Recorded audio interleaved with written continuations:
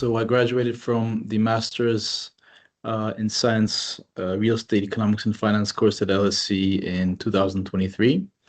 And so before, maybe I'll go slightly back, I started studying economics and finance in Exeter as part of my bachelor's program.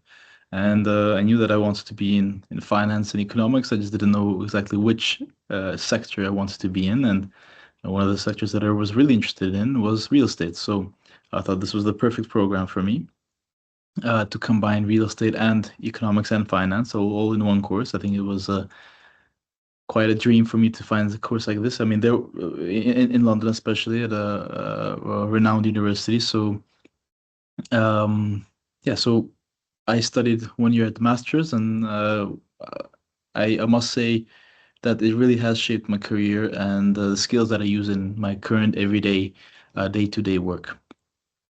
So maybe just quickly also explain what is my current role and at what company I work for and at what position I am.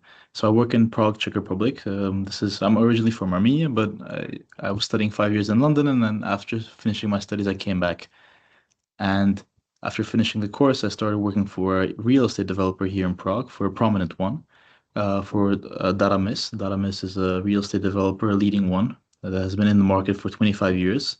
They've built more than 3,800 apartments in the last 25 years. And I began working for the company as a financial, let's say, analyst, or the right hand of the CFO, overshadowing her day-to-day work and operations. And then after a period of 2.5 years, and the CFO said that, well, it was already kind of a long-term plan that we would kind of switch positions, because she's also in the age that she doesn't want to be taking the I guess the not the risk, but she doesn't want the career path anymore, the career progression. So we kind of switched in these positions, and now she's the one helping me, but I'm leading the projects. I'm leading the financing of many projects.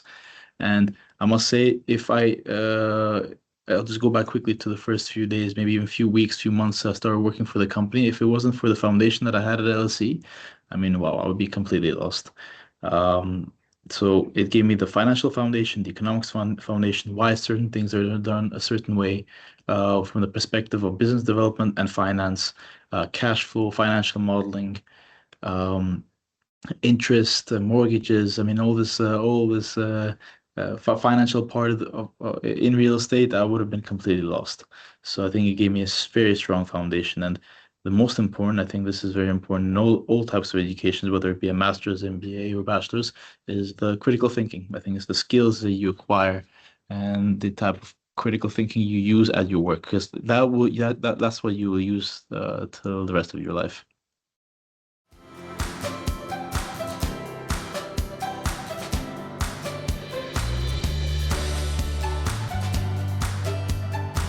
I think one very essential skill that I use every day in my position, as the chief financial officer of a real estate developer, I think is definitely critical thinking. So you have to look at a certain problem from different angles, and this is just not financially, but also from the management perspective as well. So find the strengths with your colleagues and see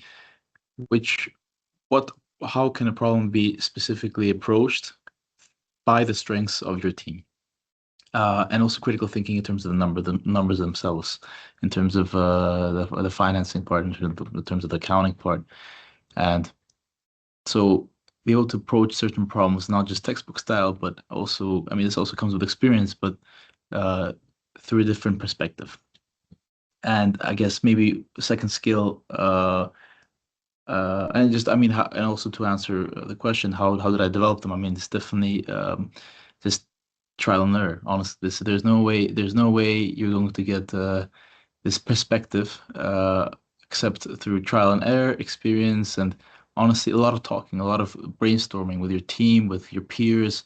I often talk to my colleagues at the LSE as well. I fly to London quite often, every month or so. every 2, 3 months or so, just for the weekend, and I meet with my LSE colleagues and I see what is new with them, and we talk about work, we talk about personal life, and getting the perspective of everyone to see how they approach their problems is also quite insightful. And I think the um, second skill is to be able to. This is more technical, but I think it's also this. Um, um, it's maybe perhaps this financial modeling.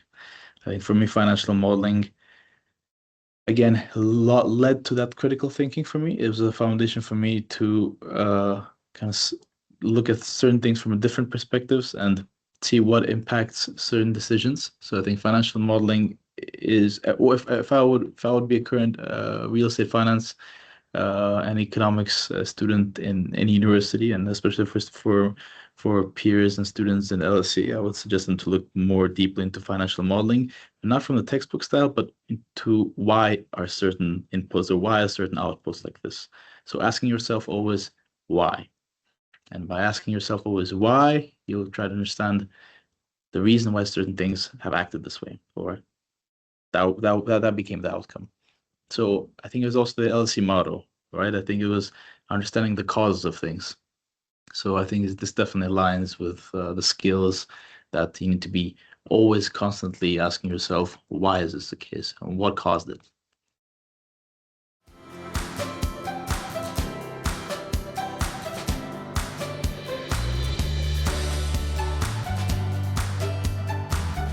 I kind of I believe that the real estate sector is a bit of an old school sector, but it is changing. I think there is certain AI transformations and trends, especially we see from the sales and marketing side. I'm now talking specifically about residential development, but in general, sales for real estate and marketing has changed dramatically in the past 10 years. Um, so that is, from virtual reality to these amazing renders and to be able to display what the developer can build and show that and showcase that for the 2, 3 years in advance to the client, to the potential buyer. I mean, it's transformative. So I see huge push on this side on marketing sales. I think second push we will see, I think, in the near future, and maybe 1 or 2 or 3 years. I can't say. I'm not an AI expert, but I do believe that we will see changes in automatization of accounting and financial processes.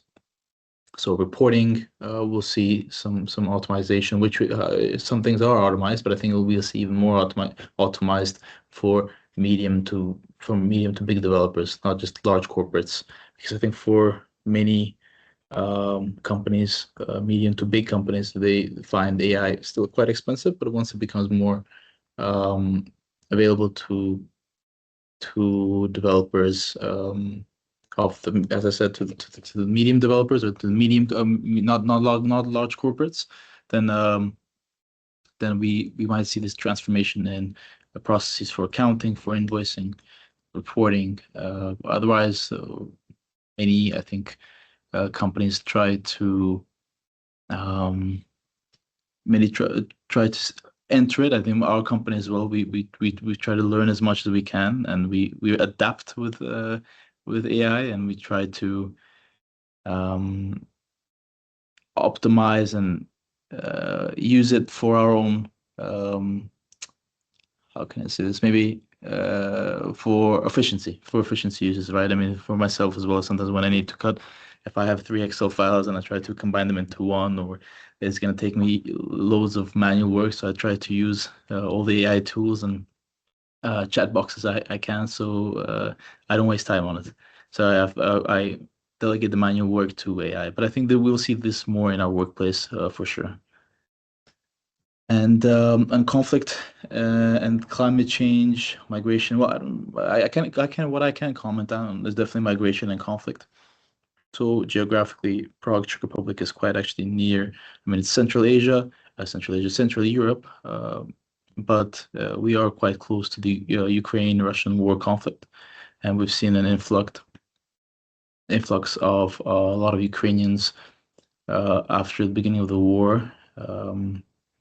to Prague and Poland, Prague, Warsaw in Poland, Czech Republic, Slovakia, and other Central Eastern European countries. I've seen an influx of people migrating and rents rising and even prices slightly also being increased because of this migration from the war.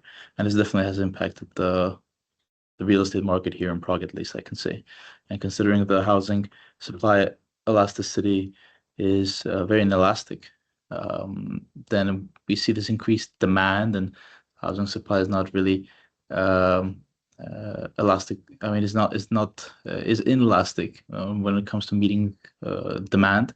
So it's very difficult to build here. Prague is notorious for building permits. The hardness or how hard it is to get building permits here. So when we saw a huge influx of people coming from the war, we saw rents rising and also prices. But now that has quite died down, and we see again increases in prices of apartments and housing. So affordability is I guess that's one factor, small factor of many, that has maybe even worsened the housing affordability here in Prague.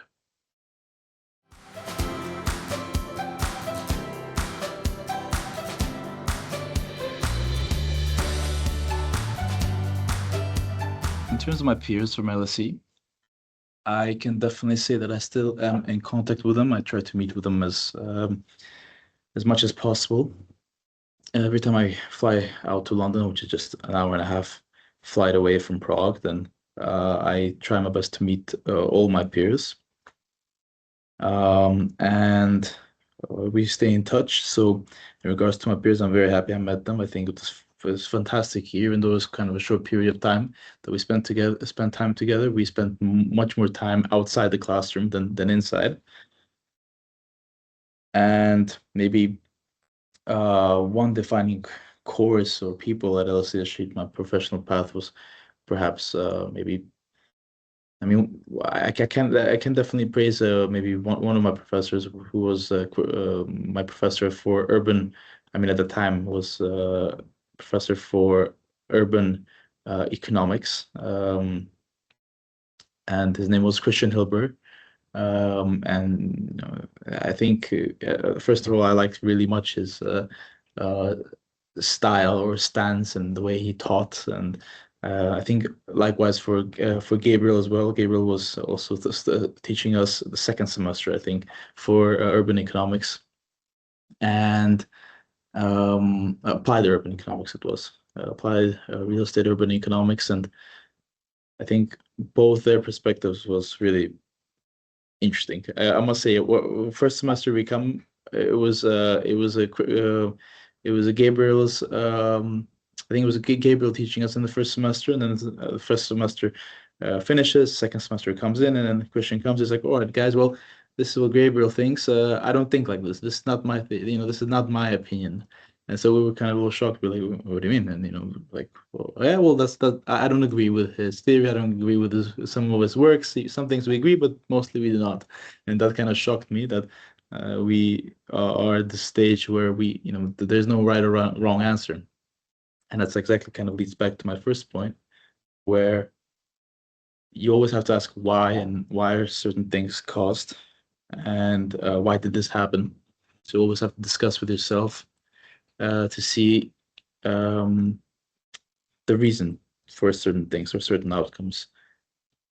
And definitely this was understanding, asking questions, and talking to Christian or my other professors really also, in terms of my career path, helped me motivate or continue this ideology that I always have to ask myself questions. Why am I making this statement? Why am I counting this number? Why am I making this report? Or what do I need to do to make this happen? Or why? So see the end goal, and once you see the end goal, then I think certain things become more clear to you, and then you think more creatively, you think more critically, and at least that's what helped me.